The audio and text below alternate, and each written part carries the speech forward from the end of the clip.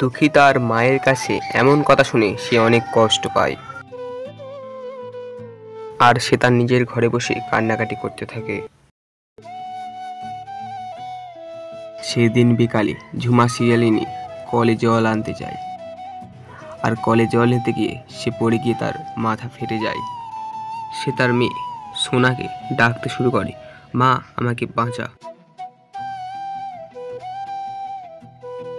তার মায়ের কান্নার আওয়াজ শুনে তার বড় মেয়ে রূপা এবং ছোট মেয়ে সোনা ছুটে আসে সেখানে। তার মায়ের এই হাল দেখে ছোট মেয়ে সোনা বলে, ইস কি অবস্থা, গায়ে কি রক্ত বেরোচ্ছে, আমি তোমাকে ধরতে পারবো না, আমার টিউশনই আছে, আর এমনিতে তোমাকে ধরলে আমার গায়ের রং কালো হয়ে যাবে। এই বলে সোনা ওখান থেকে চলে যায়।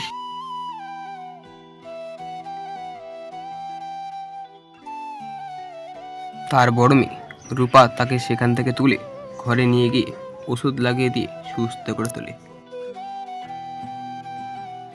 তখন ঝুমা শিয়ালিনীর চোখ খোলে।